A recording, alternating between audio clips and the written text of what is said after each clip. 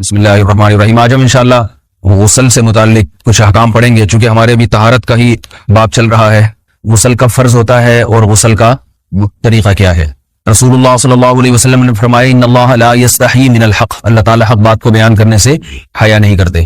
تو غسل کے جو مسائل ہیں ان میں بھی بعض دفعہ کچھ ایسی باتیں آتی ہیں جو بظاہر حیا کے خلاف ہیں، لیکن علم کی ایک بات ہے، سیکھنے اور سکھانے میں حیا اگر کریں گے تو پھر ظاہر ہے ساری زندگی جاہل ہی رہے گا انسان۔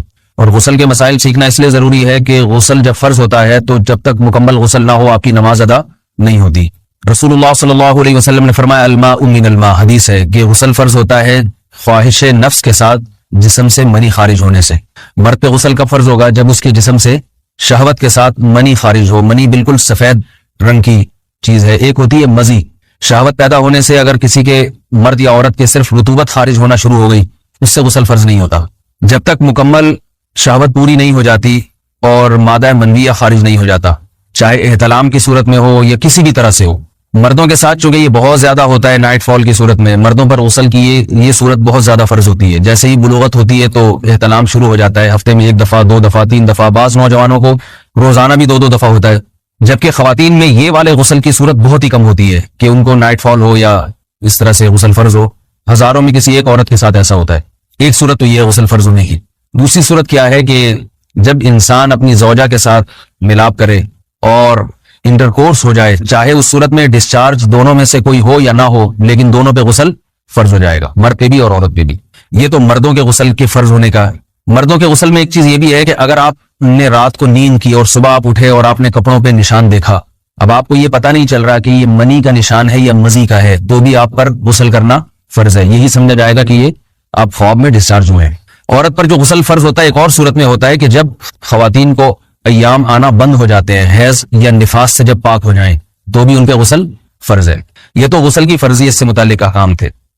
کچھ چیزیں ایسی ہیں جن میں غسل سنت ہے، فرض نہیں ہے۔ جمعہ کے دن غسل کرنا رسول اللہ صلی اللہ علیہ وسلم نے بہت زیادہ تاکید کی ہے۔ سنت کی 2 قسمیں ہیں، سنت مؤکدہ اور سنت غیر مؤکدہ۔ مؤکدہ وہ ہوتی ہیں کہ جن کو چھوڑنے کا اگر کوئی معمول بنا لے تو گناہ کا خطرہ ہے اور ایسا شخص قابل ملامت ہے، اسے شریعت ملامت کرتی ہے، برا بھلا کہتی ہے۔ تو غسل سنت مؤکدہ ہے، ہفتے میں 1 مرتبہ، چاہے جمعے کے دن ہو یا کسی بھی دن ہو۔ جو مسلمان ہفتے میں 1 دفعہ بھی نہیں نہاتا وہ کتنا ہی نیٹ کلین ہو، مگر شریعت کی نظر میں وہ قابل ملامت ہے، اسے تانے دینے چاہیے کہ شرم نہیں آتی، ہو مسلمان مگر رہتے ہو بھنگیوں اور چماروں کی طرح۔ ملامت تو اسی کو کہتے ہیں نا۔ اس کی دلیل رسول اللہ صلی اللہ علیہ وسلم نے فرمایا، صحیح حدیث ہے، حق علی کل مسلم ان یغتسل کل اسبوع مرۃ، کہ ہر مسلمان پر لازم ہے کہ وہ ہفتے میں کم از کم 1 مرتبہ غسل کرے۔ ہر مسلمان پر لازم ہے، چاہے اس پہ غسل فرض نہ بھی ہے۔ اور کس دن بہتر ہے؟ جمعہ کے دن۔ نبی صلی اللہ علیہ وسلم نے حکم دیا ہے کہ جمعے کے دن غسل کیا جائے۔ امام احمد ابن حنبل کا مذہب یہ ہے کہ جمعے کے دن غسل کرنا واجب ہے، صرف سنت نہیں ہے بلکہ واجب ہے، لیکن جمہور کا مذہب یہ ہے کہ سنت عمل ہے۔ غیر مسلم جب اسلام قبول کرتا ہے تو اس وقت بھی اس کے لیے غسل کرنا سنت ہے۔ جب ہم مردے کو نہلاتے ہیں تو جو مردے کو نہلائے اس کے لیے بھی خود غسل کرنا افضل ہے، سنت عمل ہے۔ عید کے دن غسل کرنا سنت عمل ہے۔ تو یہ وہ تمام مواقع ہیں جن میں غسل کرنا رسول اللہ صلی اللہ علیہ وسلم کی سنت ہے۔ غسل کا طریقہ کیا ہے؟ غسل میں 3 چیزیں فرض ہیں، منہ بھر کے قلی کرنا، ناک میں پانی ڈالنا کہ ناک کی جو نرم جگہ ہے یہ اچھی طرح تر ہو جائے، اور پورے جسم پہ 1 مرتبہ پانی بہا دینا کہ جسم میں بال کے برابر جگہ بھی خشک نہ رہے۔ یہ تو ہے فرض، یعنی یہ کام کسی نے کسی بھی طرح سے کر لیا تو غسل ادا ہو جائے گا، چاہے اس کی نیت غسل کی تھی یا نہیں تھی۔ کوئی آدمی چلتا ہوا جا رہا ہے، پھسل کے تالاب میں گر گیا، پورے غوطے کھا کے باہر نکلا، قلی کر لے اور ناک میں پانی ڈال لے تو غسل اس کا ادا ہو جائے گا۔ البتہ چونکہ نیت نہیں تھی لہذا غسل کا ثواب نہیں ملے گا، ثواب نیت کے بغیر نہیں ملتا انسان۔ دلائل اس کے الگ موضوع ہے کہ اس کی دلیل کیا ہے کہ بغیر نیت کے بھی غسل ہو جاتا ہے، لیکن میں نے بتایا دلائل کا سیشن نہیں ہے، اس میں پھر بات لمبی ہو جائے گی۔ تو یہ تو ہے فرض، پورے جسم پہ پانی بہانا، قلی اور ناک میں پانی۔ سنت طریقہ کیا ہے؟ رسول اللہ صلی اللہ علیہ وسلم غسل کیسے کرتے تھے؟ سنت طریقہ جس پہ جو اختیار کرنا چاہیے وہ طریقہ یہ ہے کہ جب آپ غسل کے لیے بیٹھیں تو سب سے پہلے وہ جگہ دھوئیں جہاں نجاست اور ناپاکی لگی ہوئی ہے۔ نائٹ فال ہوا، کسی کو احتلام ہوا تو جہاں جہاں گندگی لگی ہے پہلے اس جگہ کو دھوئیں، استنجا کریں، شرمگاہ کو دھوئیں اچھی طرح، سمجھ رہے ہیں بات کو؟ اس کے بعد ہاتھ دھوئیں اور مکمل وضو کریں جیسے ہم عام حالات میں وضو کرتے ہیں۔ مکمل وضو کرنے کے بعد دائیں کندھے پہ پانی ڈالا، لیفٹ سائڈ پہ پانی ڈالا۔ پہلے زمانے میں تو چلو سے غسل ہوتا تھا، ہاتھ دھو لیے تو اب چلو سے پانی لے کے یہاں ڈالا جا رہا ہے، چلو سے پانی لے کے یہاں ڈالا جا رہا ہے، پورے جسم پہ ملا جا رہا ہے، اور چلو سے پانی لے کے 3 دفعہ سر پہ ڈالا جا رہا ہے۔ تو آج کل چلو ولو تو ہے نہیں، شاور کے نیچے جا کے کھڑے ہو جاتے ہیں، تو اس میں یہ کہ شاور کھولے کھڑے ہو جائیں، سارے چلو اس میں خود بخود ہی ہو جائیں گے، پورے جسم پہ پانی بہہ جائے گا۔ نبی صلی اللہ علیہ وسلم کے دور میں یہ جدید چیزیں نہیں تھی، شیمپو اور صابن، تو آپ صلی اللہ علیہ وسلم بیری کے پتوں سے غسل کی ترغیب دیا کرتے تھے۔ بیری کے پتوں کو اگر پانی میں پکایا جائے تو پانی میں میل کچیل صاف کرنے کی صلاحیت بہت بڑھ جاتی ہے۔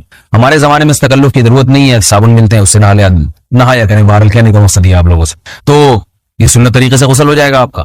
سمجھ رہے بات کو؟ سب سے پہلے استنجا کیا، اس کے بعد وضو کر لیا، اس کے بعد غسل کر لیا۔ اگر کسی نے غسل میں وضو نہیں کیا اور ویسے ہی پورے جسم پہ پانی بہا دیا تو بھی اس کا وضو خود بخود ہو جائے گا، اس غسل سے وہ نماز پڑھ سکتا ہے، کیونکہ بعض لوگ غسل کرنے کے بعد دوبارہ وضو کر رہے ہوتے ہیں، اس کی ضرورت نہیں ہے، کیونکہ جب غسل کرتے ہیں تو وضو والے اعضاء تو خود بخود اس میں دھل جاتے ہیں۔ یہ ہے غسل کا طریقہ۔ وضو کیسے ٹوٹتا ہے؟ جن چیزوں سے غسل فرض ہوتا ہے ان چیزوں سے وضو تو بہرحال ٹوٹتا ہی ہے، اس کے علاوہ بھی وضو ٹوٹتا ہے۔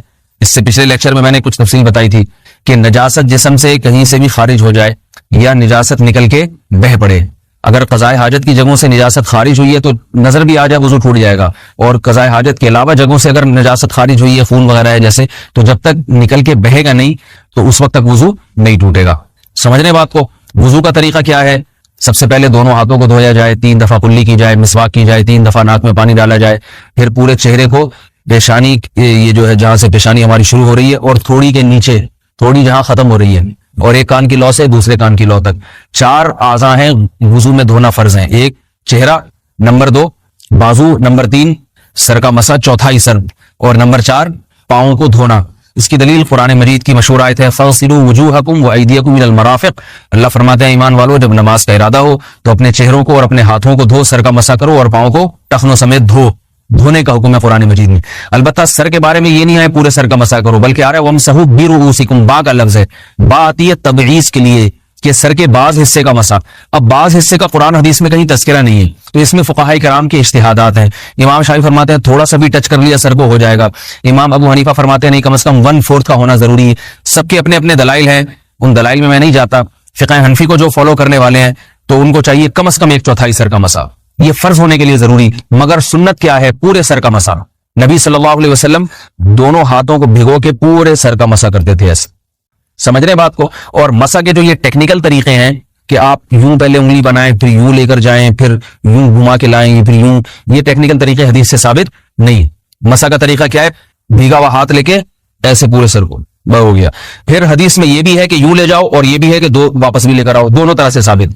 تو ایسے بھی کر سکتے ہیں کہ یوں لے جائیں، اور ایسے بھی کر سکتے ہیں لے کے جائیں اور پھر واپس بھی لے آئیں، دونوں طریقے جائز ہیں، لیکن کم از کم سنت اتنی ہے کہ پورے سر کا مسا ہونا چاہیے۔ بعض لوگوں کو شو مارنے کا شوق ہوتا ہے، اگر وہ واپس لائیں تو بال ان کے خراب ہو جاتے ہیں، کہتے ہیں یار یہ پھر مسئلہ خراب ہو جائے گا، تو پھر ایسے لوگ صرف یوں ہی لے جائیں کافی ہے۔ افضل تو یہ کہ یوں بھی لے جائیں، یوں بھی لے جائیں، دونوں طرح سے صحیح ہے، بہرحال دونوں حدیث سے ثابت ہیں۔ سمجھ رہے بات کو؟ اور یہاں ایک اہم مسئلہ بتا دوں، قرآن مجید نے پاؤں کو دھونے کا حکم دیا ہے، پاؤں پہ مسا کرنے کا حکم نہیں دیا، اور حدیث میں خفین پر مسا کرنے کا حکم ہے۔ تو قرآن اور حدیث کو فقہاء نے جمع کیا ہے، لہذا وہ موزے جن میں آسانی سے پاؤں دھوئے جا سکتے ہیں ان میں چاروں ائمہ کے نزدیک پاؤں پہ مسا کرنا جائز نہیں۔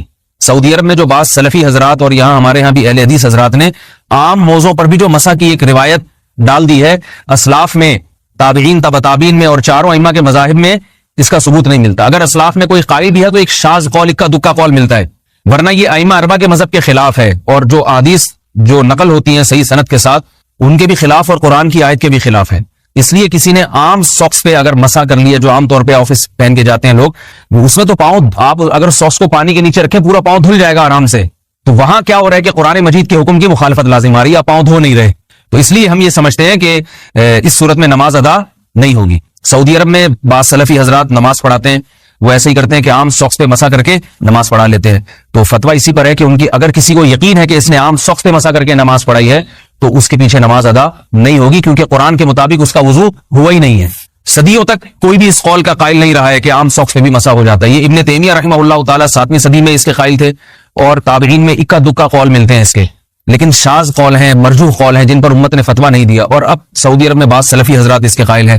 ہمارے ہاں اہل حدیث حضرات بھی چونکہ اکثر سعودی عرب کے سلفی حضرات ہی کو فالو کرتے ہیں، تو انہوں نے بھی وہیں سے یہ فتویٰ لیا ہے لیکن ائمہ اربعہ کے مذہب میں اور دلائل کے لحاظ سے دیکھا جائے تو یہ مذہب کمزور ہے. قرآن نے پاؤں کو دھونے کا حکم دیا, آپ دھوئیں گے پاؤں جب تک دھونا ممکن ہے. چمڑے کے موزے ہیں, ان کو دھونا ممکن نہیں ہے اتارے بغیر, لہذا ان موزوں کے اوپر مسح ہو جائے گا. تو اس سے قرآن پر بھی عمل ہو جائے گا اور حدیث پر بھی عمل ہو جائے گا. اس لیے ائمہ اربعہ نے جو قرآن و حدیث کو سمجھ کے جو فیصلہ کیا ہے اس پہ چلنا ہمارے لیے زیادہ مفید ہے بنسبت آج کل کے جو علماء ہیں ان کی اپنی ذاتی آراء پر. اس لیے یہ بھی ایک وضو سے متعلق اہم مسئلہ تھا. سمجھ رہے ہیں؟ باقی تو ماشاءاللہ وضو کرنا سب کو آتا ہی ہے.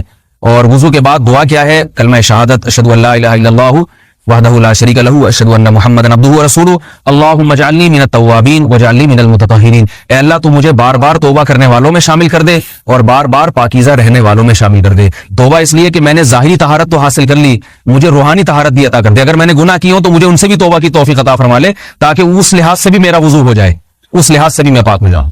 سبحانک اللہم و بحمدک نشہد ان لا الہ الا انت نستغفرک و نتوب الیک.